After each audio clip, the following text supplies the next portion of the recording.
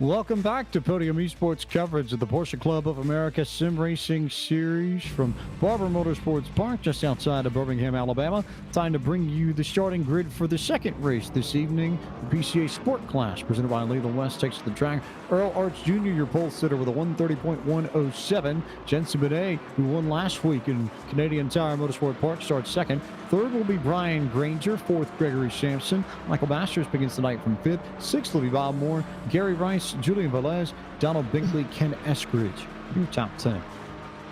Starting in the 11th position will be Sebastiano Ballestieri, followed by Kirk Clifford in 12th. Randall Ayers will be starting from the 13th position with Arnie Clayson in 14th. Lon Racer Rumi will be starting from 15th with David Palmer in 16th with George Markadakis in 17th. 18th will be Oregon Gerlach, followed by Peter Xerxes in 19th. Rounding out your top 20, Al Sadouk. Ronald Cahill starts at 21st. 22nd will be Chris Duffy. Mo Danka will roll off from 23rd. 24th will be Rustin Pruden. John Angelo against the night from 25th. John D'Angelo, rather.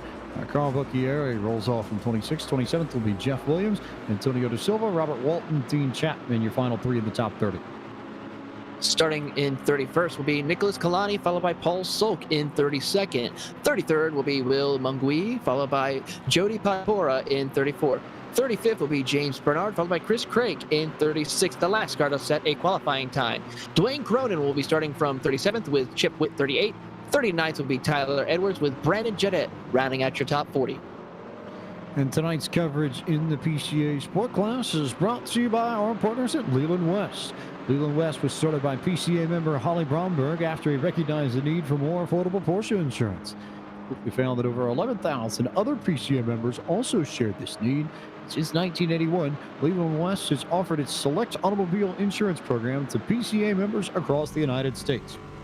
Working with collectible automobiles on a daily basis makes working at Leland West as fun as insurance can be. And following in Holly's footsteps, we know their enthusiasm and expertise helps make them the best choice for collectors and enthusiasts alike. Leland West, rest insured. Good battles to come tonight in this sport class where Chris Duffy enters the race as the points leader. Jensen Benet, though, who won last week, comes in tonight second in points. Earl Arch Jr., your pole sitter, third in points. You've got two of them starting on the front row. Duffy has some work to do. He starts in 22nd tonight, so it's going to be a big drive that he'll need, but we'll wait and see how it pans out at the very front of this field where we are underway with the second race of the evening. Off and away we go in the sport class as round 3 of Series 5. PCA Sim Racing continues, and Earl Arch Jr. cannot get the run he needs. Jensen Benet tries to crowd him over in 2 and does successfully move Jensen Benet up into P1. Arch back to second. Gregory Sampson's up to third. Meanwhile, good battle between Michael Masters and Bob Moore for fourth and fifth.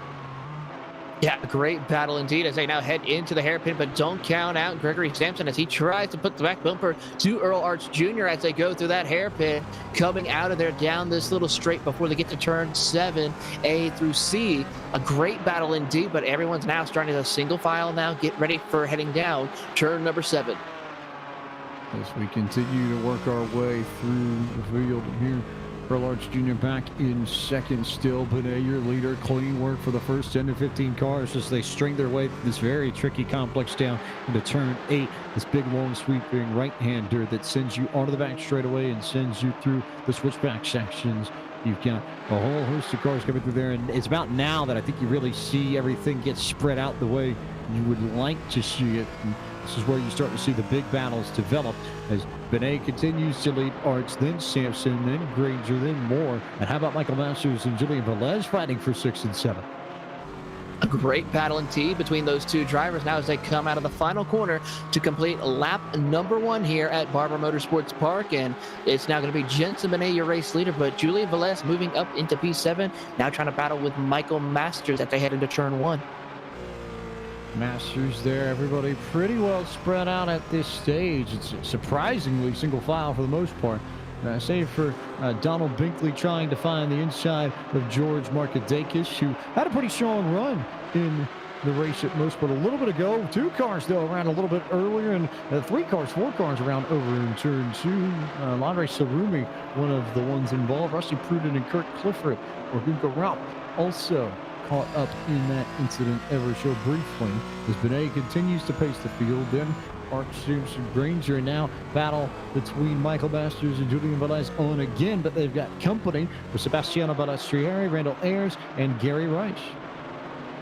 Yeah, Gary Rice, our Z1 Dashboards race or winner here tonight, so he is definitely going to be happy to use that to help gain that extra 10th on the rest of his competition in this class. As they go down the back straightaway, one now Gary Rice trying to get to the back bumper in that number 1 Porsche as he tries to catch it, but looking at timing and scoring, he's going to have a little bit of work to do as he sits in 10th place. A little bit of work, but it's not totally excessive as you ride on board and look at Earl Orts Jr. sitting in second there, right behind Jensen Benet in the 718 machine, who leads this race after they complete the second lap. And now we'll get a good feel for where the lap times sit, where these drivers sit. And everybody pretty consistently in the 141's fastest lap, though, within the top 5, went to Earl Arts Jr. in the 61 machine. So Arts certainly with all kinds of pace. He comes out of the central Pennsylvania region of the PCA, which covers the greater Harrisburg area and stretches eastward towards Lancaster County. Another driver who was pretty quick in that last time around was the 91 of Gregory Sampson. I think he might have beaten Earl Arts Jr. just by a little bit with a 131.130 compared to Earl Arts 31.19. So we could see that 91 put on a good show here tonight to try to keep up with the top 2 as they go through turn 7 to 7A through C. As they come out of the exit, you see Earl Arts Jr. get right on the back bumper of Jensen Benet to try to utilize a little bit of that momentum to help carry him through that sweeping little left-right kink. See all kinds of pressure that Arch is putting on Benet, looking to the left, looking to the right, trying to set himself up through these switchbacks and change his entry and exit points to get a little bit of momentum. You see Arch just ride all over the curve over in, I believe that was turn, call it 12 and 13 and 14 that they worked their way through, coming up to 15, this final corner that leads you back onto the main straightaway here. We'll keep an eye on lap time, see what they are on lap number 3. And Benet faster by 0.2 on Earl Arts that last time by. So he's gapped it a little bit to the 61, but not by much. It's still very tight within the first 5 cars. Everybody back to Michael Masters, all within a second of one another for position. Yeah, great battle amongst the top 6. We're going to have to see if these drivers are going to be able to keep it up and keep going. Looking at the timing and scoring, I think Michael Masters might have ran the fastest lap, with a 1:30.528. So he is definitely a man on the mission right now. As we work around some blackjack, that's John D'Angelo. They're working their way around as he gives way to these drivers' positions. But still, a great battle amongst the top 6. They head down to the turn 7 complex still, as we see Michael Masters trying to close into the top 5 and get himself set up for a top 5 finish. Oh, Bokieri and Brian Granger on your screens as we continue to circulate around all of the action here at Barber Motorsports Park. We'll take a look at Granger a little bit more closely. Out of the California Central Coast region of the PCA, originally from Long Beach, California, home to the Long Beach Grand Prix that will be making its way to iRacing in the next, I would say, probably 12 months or so, somewhere in that range. We know that they've been working on it for a good chunk of this year.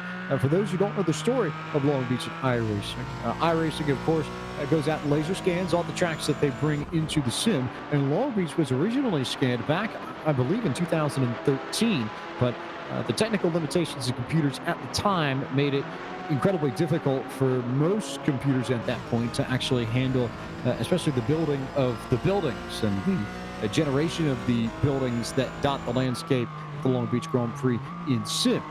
So the pandemic presented a very opportune time for the field as contact between Bob Moore and Michael Masters a little bit further up the field, but The pandemic presented a perfect time for iRacing to take a look at Long Beach again and see if there might be a way to figure out how to make it a little bit easier for the sim to handle the generation and the drawing of those buildings within the program. So there's been a lot of work on that front in Long Beach coming to iRacing in the near future. Brian Granger has been involved in sim racing for 2 years and been in PCA sim racing for just under a year. He was the third-place finisher in his class in the 2020 Summer Interlude and completed the 12 Hours of Sebring special event earlier this year.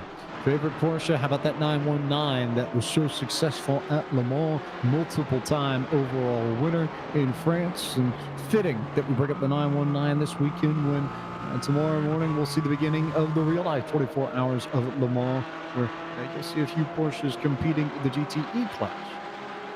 Yeah, in fact, one of the factory Porsches will be starting on the pole for the GTE Pro class. So I'm pretty sure every single one of these Porsche fans are going to be looking forward to seeing their drivers and their car take to the lead here at Le Mans starting tomorrow morning. David Palmer on your screens now, and Palmer having a decent run, just sort of hanging out and making sure it doesn't cause too much issue. Currently rides in the 21st position, does the number 43, a famous number in the stock car world, of course. Petty, famous, but Palmer out of the Allegheny region, which covers the Pittsburgh area. Quiet run for him right now, currently sitting in the top 20 as he is about 3 seconds up the road from or behind Rusty Prudent, and then about 1.3 seconds back from Paul Sulk. So he's just trying to mind his P's and Q's and try and get a good run. We saw that last race in the challenge class where two drivers who started outside the top 15 work their way up and get a good, strong, almost top 10 run for them. So it's just a matter of pacing yourself and being out of any trouble that happens on the track.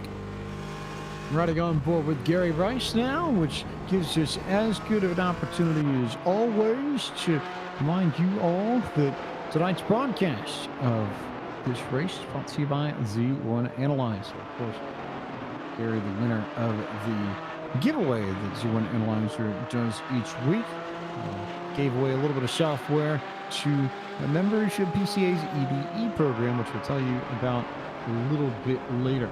So, congratulations to Gary, and we'll have more information on that prize package later on in tonight's broadcast. Looking at his lap times, he actually... go ahead.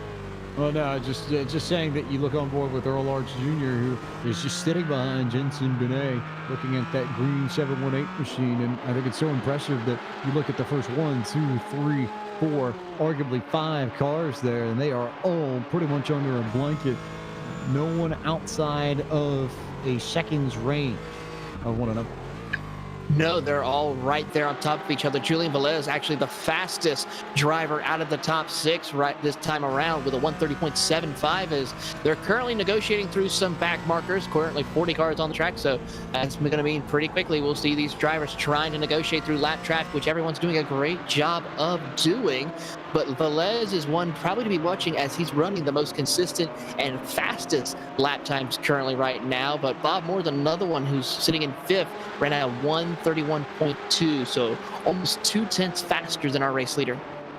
Velez had the fastest lap on track that last time by, but it is still Benet who paces this field for the second week in a row, and Arts actually was faster that time by 131.2 to a 1. Well, actually, that's back. Benet was faster, 130.7. Didn't necessarily think that we'd have somebody up in the 30s, but now you can see a lot of these drivers starting to get a really good feel, and the ones in the top 5 in particular now very easily clearing the 130 range. Yeah, it looks like they're trying to get back in their rhythm, trying to make sure.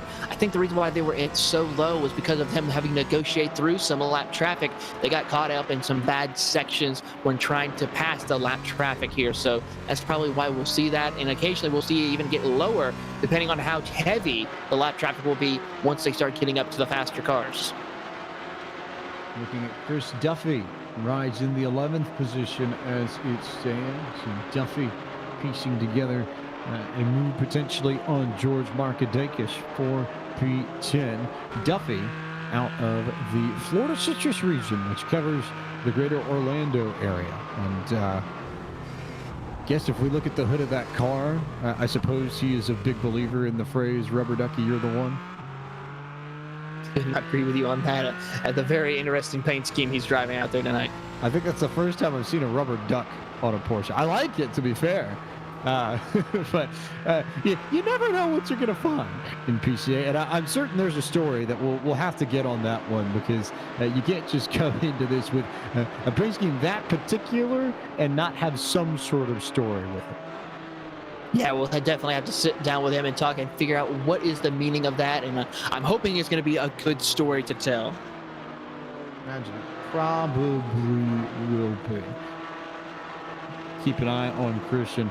All the other drivers here in PCA Sim Racing's Sport Class. As we remind you all that tonight's broadcast of PCA Sim Racing is brought to us by our friends at Virtual Racing School, who offer setups for all the drivers in PCA Sim Racing Series 5. If you want access to more setups yourself and want an opportunity to learn how to become a faster race car driver, head over to virtualracingschool.com for more information. You too might be able to pick up a few seconds off your next lap.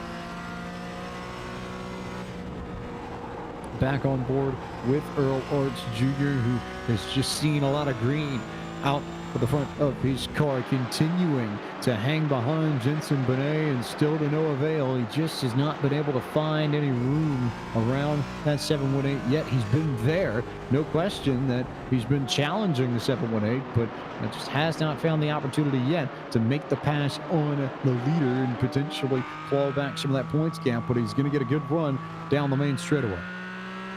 He certainly is. Will he take the peak to the inside as they go to turn one? The answer will be yes. He'll get to the inside, but just not quite make it there. He has to back off and let Benet get the position over him as they go into turn number 2 now. You see him try to hug that inside line to see if he can carry some momentum, as we saw Benet trying to diamond in the corner a little bit. Look at his run off corner exit as they go up the hill, down this little short street before they get to the hairpin. TB, if you want to take a moment to explain diamonding versus the tight line that Earl Arts Jr. ran, for the folks who aren't necessarily aware of what that term is, what it means, what is it, and why would drivers drive a corner in that manner compared to your standard apex? Well, diamonding the corner is like what the meaning is. You're making a small diamond shape, in a sense, the top of it, as we see now the race leaders go around some black traffic who are in the barriers. But the diamonding, you have to start off a little bit higher and then just basically make a sharp turn or angle into the apex corner, and then working your way towards a little bit of a higher exit line off, in a sense, just taking it one center point and then exit off as quickly as possible. While the normal apex, like we've normally been seeing some drivers take, is going in a little bit higher and then in the middle of each apex, tracking it out just a little bit before heading into the next apex. So that's what some of it is. Sometimes it works well. Mostly diamonding helps mostly in oval racing, while the apexing, sweeping out, and then hitting the next apex is best for road course racing. But we do see that diamonding of the corners helping out in some tracks when it comes to road course racing. You make a valid point there, and I think we'll get a good chance to see it with the leaders coming through the corner. You see Art's pretty close to that line, but Benet enters a little bit higher, but also exits a little bit earlier and a little bit lower, and that's all to try and carry the momentum out of turn 3, over the kink in 4, and down to this hairpin in turn 5 that presents a big braking zone and a very big opportunity for drivers to make passes, as you saw Gregory Sampson try and get a nose in on Earl Arts and then locked it up, so he had to back up a little bit and lost some ground to the 2 leader. And another point, some people think, well, why don't you just hug that inside line pretty much through the entire corner? It can help in some aspects, but usually when you're trying to hug that tight of a line, it's very hard to get that drive off corner exit. It may seem like the shortest way around the racetrack, but if you're not careful, if you're especially in a heated battle, you could easily lose a ton of momentum and a ton of speed when you're tracking out. That's why it's easier to just kind of diamond each corner or actually just arc it a little bit easier into the corner. I think Barber presents an interesting challenge in that sense, just because we've mentioned the elevation changes already, but you've got so many curbs that you can genuinely run over. They aren't tall curves here. They're certainly bouncy and they're substantial enough, but they're not designed to kill a suspension. You can lean on them a little bit here, and that definitely changes where you apex the corners here and where you eventually get back onto the throttle. It's not like, maybe a Monza or somewhere where you can't really hit the curves at all or you end up in trouble. Yeah, this track is a little bit more forgiving compared to a track like Monza. I mean, these curbs are a lot more easier to hit. You can actually pretty much just roll over them, no problem whatsoever, compared to a Monza or even a Charlotte Motor Speedway with the Blue Turtles that we see that can easily destroy a race car in just one fell swoop. Definitely one we need to keep our eyes peeled on as we look back on Jenson Button. But I want to take a moment to give a shout out to the driver in 9th place, the number 28 of Ken Eskridge, who has a very vested reason to be strong and to be good here. Ken Eskridge, originally from Mooresville, Indiana, but part of the Heart of Dixie region of the PCA, which covers Huntsville, Decatur, and most of northern Alabama. So this very much is a home race for the number 28 car. Eskridge, another one of the pandemic crop that came in and joined in the summer and learned how to keep these cars in place.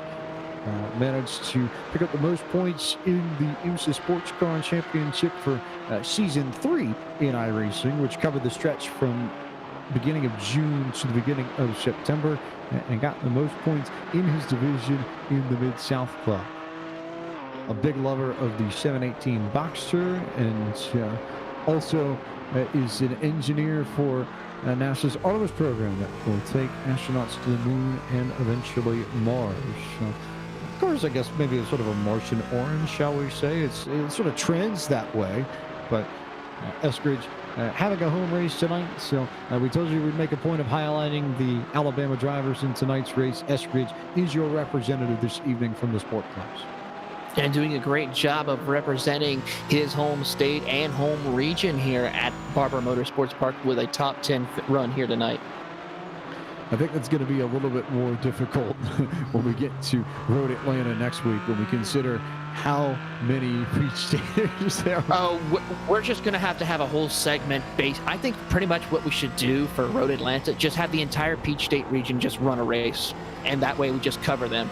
They do. They have had their own league at points, to be fair. So, no, I think what's going to end up happening genuinely is that we're going to have a Peach State section of each class broadcast, and it'll be the part of the show where we look at all the Peach State riders. And no, we don't come out and sing silly songs, but we do give them credit, since the Peach State riders are very well represented in PCA sim racing, and they have a home game next week. Road Atlanta is where we head to. But all eyes here currently on Gregory Sampson, who has cleared Earl Arts Jr. for P2, and now is the one trying to give chase to Jenson Button. He is definitely going to try to give chase to Jenson Button as they go into turn number 2. I got to say, Gregory Sampson's probably the most aggressive when it comes to braking. He is so late on those brakes, it can almost cost him big time if he is not too careful, as they're now approaching that tight hairpin of turn number 4. Now let's see how late on the brakes he'll go. He'll dive to the inside of Sean Bonet, keeping him up there to the top side of the racetrack, which will allow him to then take over the race lead, but not without Jenson Bonet with that momentum to help him build that run down the straightaway. They'll go side by side into turn 7, which can be detrimental if not careful. As you see Sampson try and almost overshoot the corner, but is able to use the curbing to help him kind of turn the car in the right direction to go.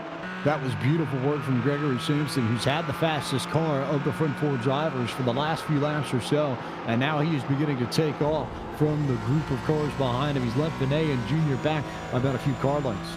And as he takes over the race lead, we'll take a moment to bring you our midway race break for the sport class, PCA Sim Racing, which is brought to you by our partners at Leland West.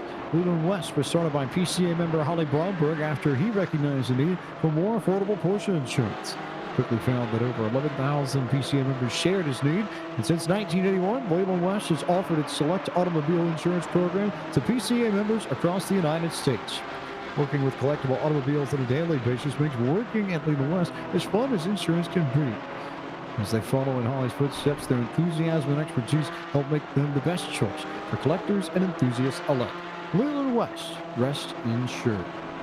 Gregory Sampson, your leader now over Jensen Benet. Earl Arts Jr. rides in third. Brian Granger sits in fourth. Bob Moore holds the fifth position this evening. And sixth belongs to the 33 machine of Julian Velez. Sebastiano Balestrieri rides in P7. Eighth is going to be Gary Rice. Ken Eskridge rides in ninth. And 10th is George Marcadegas. Sitting in the 11th position is Carl Borcheri. He started 26th, has worked his way up through the field, has finished, or is in 11th, with Al Saduk, who is finishing, or currently sitting in the 12th position, 8th in points. Donald Binkley dropped all the way back from 19th. He's currently, or 9th, sitting in 13th position, with Chris Duffy, who is our points leader right now, has worked his way up to the 14th position. 15th is David Palmer, followed by Paul Solk, who started 32nd, has climbed all the way up to 16th position. 16 spots, great run for him so far. Peter Xerxes is currently sitting in 17th, with Lonray Sarumi 18th. 19th is Dean Chapman, who started in 30th, and then rounding out your top 20, Robert Walton. 21st is Arnie Klassen of the 242. Ronald Cahill sits in the 22nd position. 23rd goes to Will Munguia, and Mo Dadka runs in 24th. Brandon Jadot holds the 25th position. 26th is Michael Masters, first car 1 lap down. Nicholas Kilnani is 27th. Antonio da Silva in the 28th position. 29th belongs to Jody Pampera, and Chip Witt rides in 30th. It's currently sitting in the 31st position, as Samuel Scoring is trying to update for me. 31st is going to be Oregon Gerlop, who is sitting there, followed by Jeff Williams in the 517, sitting in 32nd. Chris Craig will be sitting in 33rd in that number 14 Porsche, with James Bernard sitting in 34th. Randall Ayers sits in the 35th position. Dwayne Cronin sits 3 laps down in 36th, with Tyler Edwards, who is currently off the track, in 37th. Kirk Clifford in the 888 car sits 7 laps down in 38th, with Rusty Pruden 39th. Rounding out your top 40, who's currently off the track 10 laps down, is John D'Angelo. And that concludes your full field rundown and your midway race break for the sport class of PCA Sim Racing, presented by Leland West. Rest insured. Very tight battles at the front between Gregory Simpson, Jensen Benet, Earl Arts Jr., and Brian Granger. This quartet all within 1.5 seconds of one another. A few laps ago, we saw Sampson block Benet down to the grass entering turn 7, giving absolutely no quarter whatsoever as there's contact between the leaders, and Benet gets taken out by a lap car. Earl Arts Jr. had to check up, but Jensen Benet in huge trouble there on entering turn 1. I think it was Brandon Jadot who completely got sideways. He got on the grass and spun, and Benet had absolutely nowhere to go. Trouble here at Barber Motorsports Park, as we just saw the action right there, and I gotta say, that's gonna be a big issue for the point standings, especially for drivers such as Jensen Benet and Earl Arts Jr. Earl Arts Jr. managed to get on the brakes enough. I don't think he's got any damage on his car. And then it got even worse. Michael Masters got into Jensen Benet as Benet was just trying to get out of the way. So Benet got tagged twice, and what already was a difficult moment for Benet got even harder. And this is where he will almost certainly be using his drop for Series 5. These drivers get to drop their lowest finish of the season, and that's just bad luck more than anything else. Jadot lost it on the brakes and just couldn't do anything. There's nothing I think Benet could have done to see that coming. There was almost no reaction time because Jadot was only maybe a car or two in front of him. So a tough luck there for last week's winner, the Canadian Tire Motorsport Park. Well, right now I'm looking at timing and scoring. He is still has damage to the nose of that Porsche, but looking at timing and scoring, he's currently sitting in 6th position. So maybe not a bad run. He won't probably have any chance of taking home a checkered flag here, but now he's going to come down pit road. Apparently there must be some suspension damage to that Porsche. And so, with that incident all set up, Benet coming down to get his car fixed up. Plenty of damage around the 718, but now there is a gap at the front, and Gregory Sampson's got a 2.5 second lead on Earl Arts Jr., who will benefit in the point standings from that incident with Benet, who still, I think, has room to come home with a top 20 finish just at the pace that he had. But Certainly not what I think he would have wanted. And now the best battle on track shuffles a little bit further back to Bob Moore and Julian Velez, who just completely overshot the hairpin in turn 5, had to check up. He'll lose ground, and now we might have to slide a little bit further back to Carl Bucchieri, also Duke in a good battle. David Palmer, Paul Solk also in a pretty entertaining battle as well. Yeah, there's battle starting to get a little bit of small 1 to 2 car battles here for position all across the racetrack right now. Of course, I think the best one will have to be Bob Moore and Julian Velez, as Velez gets a great run out of turn number 7 as he gets a lot of momentum carrying him through the small little sweeper right there. Down the back straightaway they'll go. He has the slipstream to help gain a little bit of momentum as they head up through turns 10 and 11. He'll take a peek to the inside, but can't quite make it work this time around as they go into turn 12. Everybody all over the place here in the final few minutes of this race, entering the 10 minutes to go marker here at Barber Motorsport Park.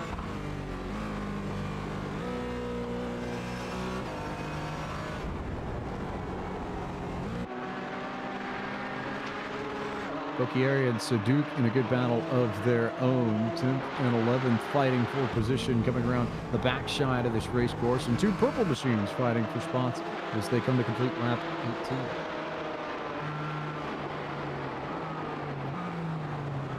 Lots going on still here as we watch that battle here for the 18 with the 18 minutes left, or 18 laps completed, as we're still trying to keep track of that battle between Julian Velez and Bob Moore. Velez and Moore in a good battle, but Bucchieri and Saduk even tighter going through 1 and 2, and interesting to see how they swoop through the corners and shuffle their way through the turns here.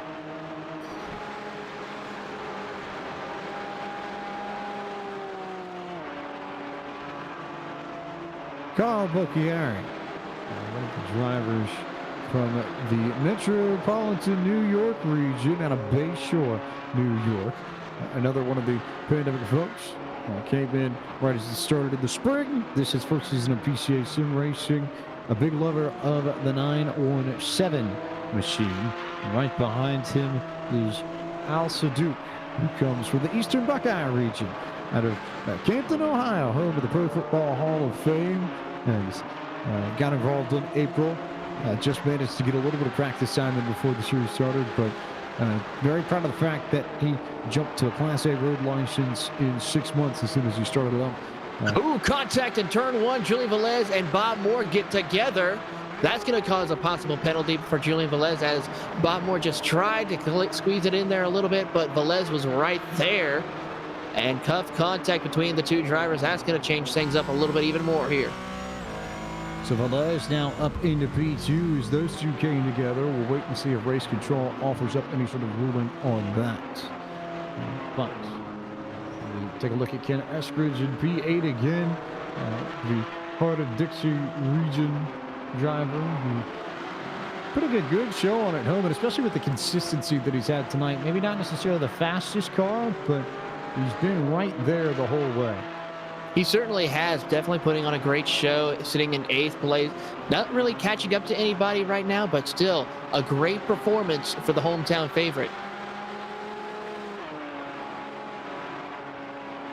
Just looking up and down the order to see where we want to sit, and it's definitely this Eskridge and the Bucchieri Saduk battle, which continues to be impressive. These 2 have refused to leave each other. And oh, by the way, Donald Binkley's also in the mix here. We haven't talked about him much, but he's right behind these 2. And I think as they've been battling, it's drugged Binkley into this mix. And what was a 2-car battle is now a 3-car battle as we approach 9 minutes to go.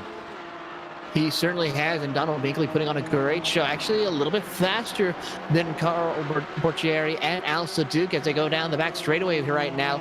Donald Binkley putting on a great job and a great performance here as they enter into turn 10 and 11. You see Al Saduk make the pass on the outside around Carl, and a great job indeed for that pass as they come up through the field and now work their way to the last few corners, passing what looked like to be a car in the grass right there who's going quite slowly. But now we see Carl Bucchieri come down pit road. So could this mean we see a couple of drivers make that needed pit stop? I see, if I look at timing and scoring, Earl Arch Jr. is still your race leader.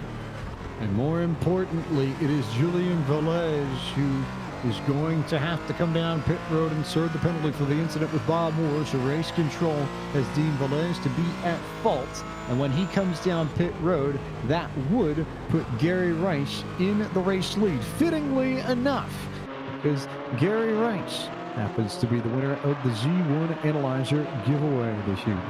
And tonight's broadcast is always brought to you by the Z1 Analyzer, the application aimed at improving the most important part of the car, the driver. The Z1 Analyzer provides a lap overview, driving line analysis, braking analysis, and turn analysis, so you can quickly find out when you can improve your lap times and consistency. Get into the winner's circle more often with the Z1 Analyzer and the Z1 Dashboard. Visit www.z1dashboard.com for more information. And the Z1 Analyzer offering that software package each and every Friday to any one of the EDE students that are available in the program.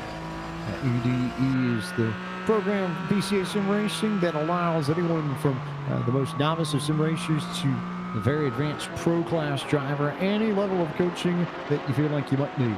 You sign up for the EDE program at PCASimRacing.com/EDE. You could be the next one to win the software. And Gary Rice is tonight's winner out of the Peach State region of the PCA, out of the greater Atlanta area in that case. He is hanging on to the race lead, and now this becomes a question of whether or not he's got the fuel to make it all the way. We know a lot of drivers in these upper classes have talked about trying to save fuel to go the distance. It would appear that Rice is trying to do that, while Arts and Sampson have made the splash and go they need to get it done.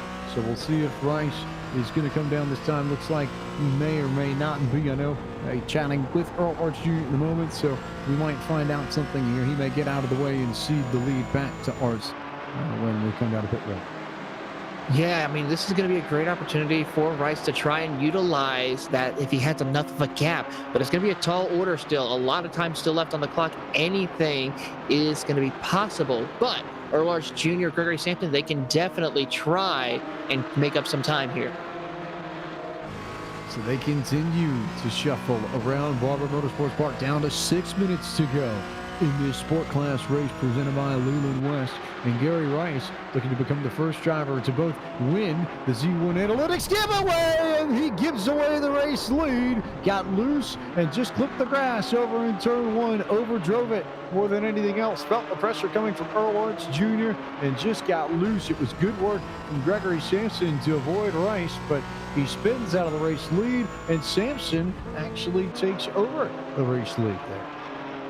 Well, now we got ourselves a great race now for the race lead between Earl Arts Jr. as well as Gregory Sampson. Sampson is now pulling away, trying to hold off a hard-charging Earl Arts Jr. here with 5 minutes left to go. So a lazy loop for Gary Rice. Didn't hit anything, but just spun himself out. But now it is this mano-a-mano duel between Sampson and Earl Arts Jr. for this victory tonight.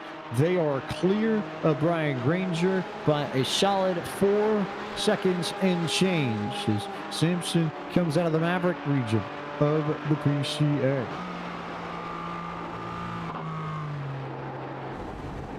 Five minutes left to go on the clock. Still a lot can happen, especially with our top two, Sampson and Arts Jr.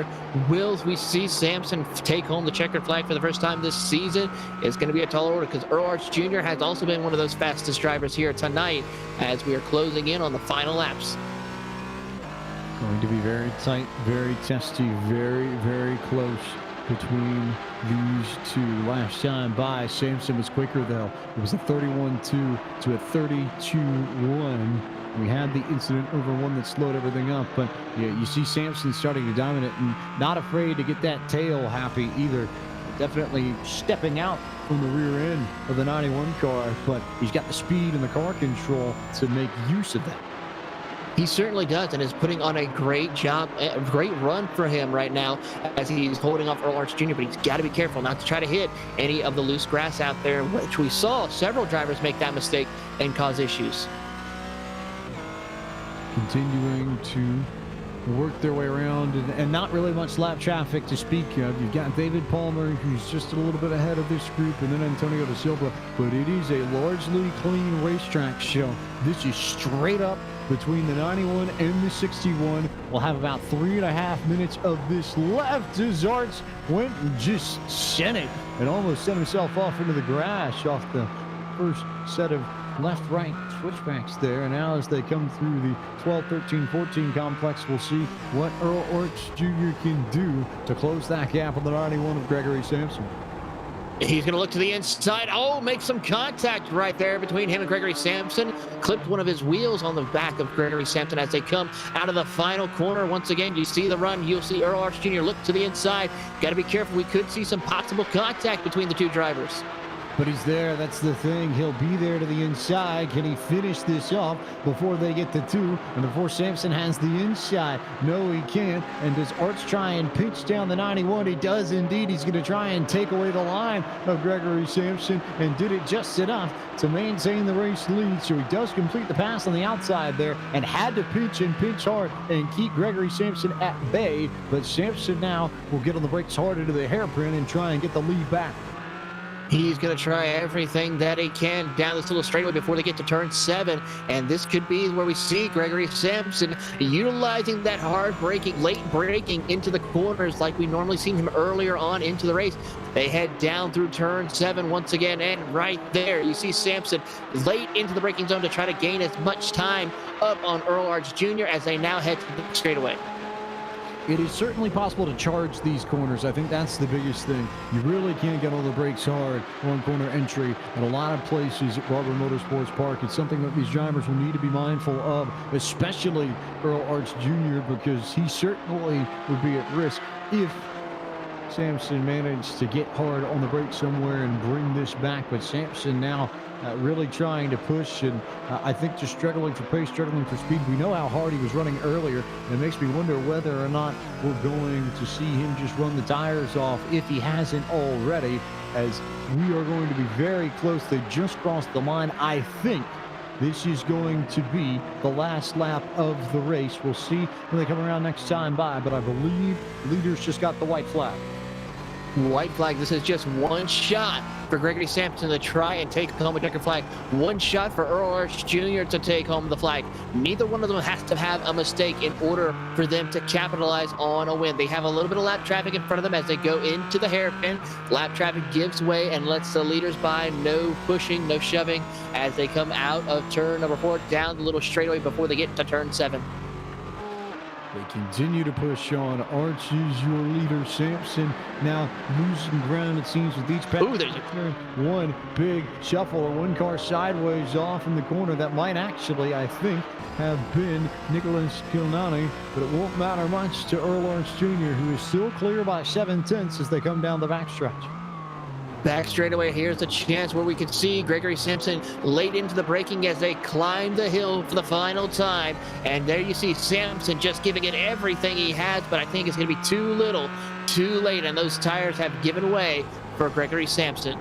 And Earl Arts Jr. out of the central Pennsylvania region kept his tires on his car in a way that Sampson couldn't, avoided the calamity and chaos that struck and gave bad luck to Jensen Benet, and it will be Earl Arts Jr. who gets the victory tonight in round 3 of Series 5 of PCA Sim Racing for the Sport Class, presented by Leland West Insurance. And he will certainly dig that. Becomes the 3rd driver in the top 3 in points to get a victory in 2020. So now all of the top 3 drivers entering tonight have 1 win in this class in the season so far.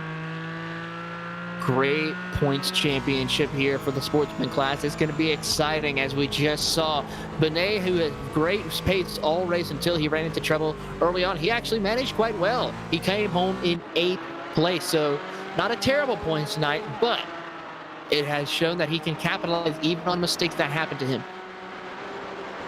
Chris Duffy came in early and I think completely forgot about the fact that he still had to complete the lap, so he just went full Mark Martin there for a moment. So Duffy going to lose a few spots, unfortunately, in the rubber duck machine, but everybody else continuing to shuffle around here and make sure they're in good shape. Mo Donka for Team Haggerty finishing off his race and going to come home in 16th or 17th, depending on how Paul Solt races, but it will be P16 for the 21 car.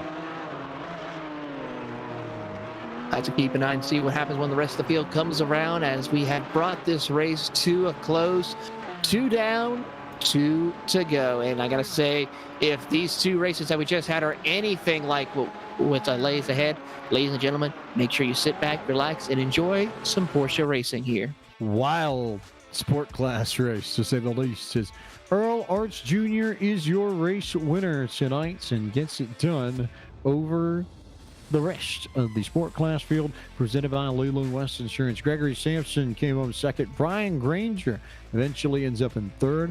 Bob Moore gets a top 5. He finishes 4th, along with Sebastiano Balestrieri in 5th. Gary Rice, the Z1 Analytics giveaway winner, comes home in 6th. 7th. Very nice recovery job for Jensen Benet, who finishes in P7 after the madness over in turn 1. Ken Eskridge at home finishes 8th. The Harder-Dixie region member with a strong run at his home track. Julian Velez was 9th, 10th to the 924 of Chris Duffy. Peter Xerxes comes home at 11th, followed by George Markatakis in 12th. In the 13th position, we'll go to Al Sludog, followed by Donald Binkley in 14th. 15th to the good, strong run who started 26th, Carl Borcheri, will come home 15th with Mo Dakar in 16th. 17th, the last car on the lead lap will be Paul Sulk. With the 18th position, the first car 1 lap down, David Palmer. 19th, Lanre Sarumi, and 20th, Dean Chapman. Arne Klaassen was 21st. 22nd was Ronald Cahill. Wilman Guia was 23rd, and 24th was Robert Walton. Orgun Garat was 25th. 26th went to Michael Masters. Antonio da Silva finished at the 27th position. Coming home 28th was Jeff Williams. Nicolas Kilcani was 29th, and 30th to the 171 of Chip Witt. Jody Podporo will come home in 31st, 2 laps down, followed by Chris Craig in 32nd. James Bernard will come home 33rd, followed by Randall Ayers, 34th. Brandon Jadette will come home in 35th after having some issues late in the going, causing some issues with our race leaders. And Dwayne Cronin, 36th. 37th goes to Kurt Clifford, followed by Tyler Edwards, 38th. 39th goes to Rusty Pruden, and rounding out your 40-car field will be John D'Angelo. And we now turn our attention to our race winner, Earl Arch Jr., your victor tonight at Barber. And we had a pivotal moment in this race, just like we had in the challenge race, Earl. For you all, it was the incident in turn 1 between Jensen Benet and Brandon Jadot. What did you see out of your windshield? How did you survive that mess? Lots of ABS. Jammed the brakes on and hoping I could get through, and I was lucky enough to do that. Too bad for Jensen. I know, he's won the last race, and he should have won the one before that. And great competitor. It's a shame what happened. I would have liked to see if I had anything for him. But yeah, I saw him move down to the inside, and then I think somebody must have tried to get in out of the way and got into him. I'm not sure exactly what else happened. It happened so fast. It all happened quickly, and that incident set the stage for a great battle at the end of this race between you and Greg Sampson. And looked like that Greg might have run the tires off of his car at the very end of this. So were you trying to conserve a little bit more? Did you have that in your mind throughout the majority of this race, or was it just more of a matter of taking it easy as the race progressed? Actually, to be honest, I was just trying to keep up with the cars in front of me. I wanted to keep them close in case something happened. I didn't worry about tires too much. I had a couple of offs where I could have lost it just as easy. But my tires were wearing out too, and believe me, in that last lap, I was taking it really easy.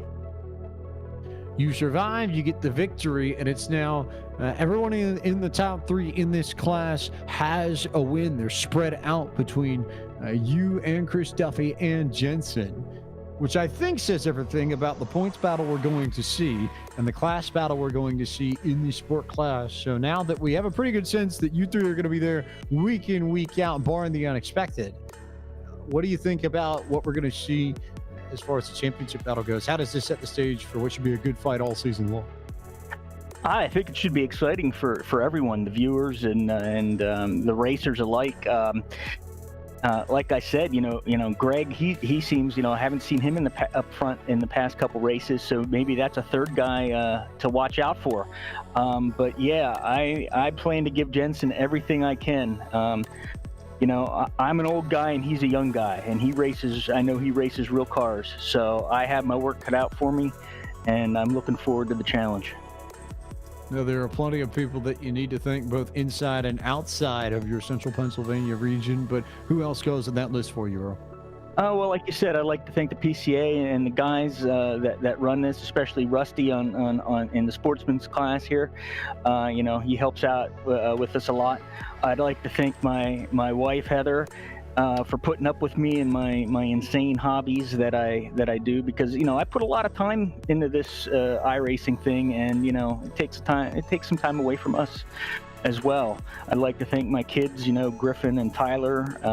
They're probably watching, and my biggest fans, Ken, Tracy, Liz, and John, hopefully are watching tonight as well.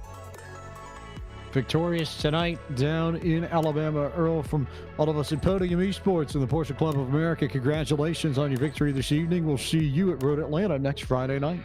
Look forward to it. See you then. Earl Arts Jr., your winner in the Sport Clash, the PCA Sim Racing Series 5 Round 3 at Barber Motorsport Park. Leland West was started by PCA member Holly Bromberg and is the proud partner of the Sport Clash for PCA Sim Racing. Holly found that over 11,000 PCA members had a need for more affordable Porsche insurance, and in 1981 started the Select Automobile Insurance Program, which is still on offer to PCA members across the United States today. Working with collectible automobiles on a daily basis makes working at Leland West as fun as insurance can be. And following in Holly's footsteps, they know their enthusiasm and expertise helps make them the best choice for collectors and enthusiasts alike. Leland West, rest insured.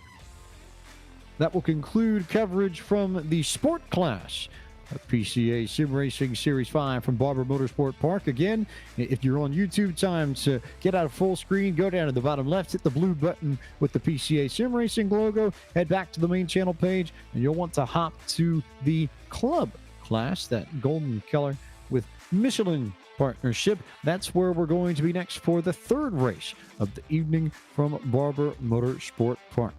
You're watching Podium Esports coverage of the Porsche Club of America Sim Racing Series.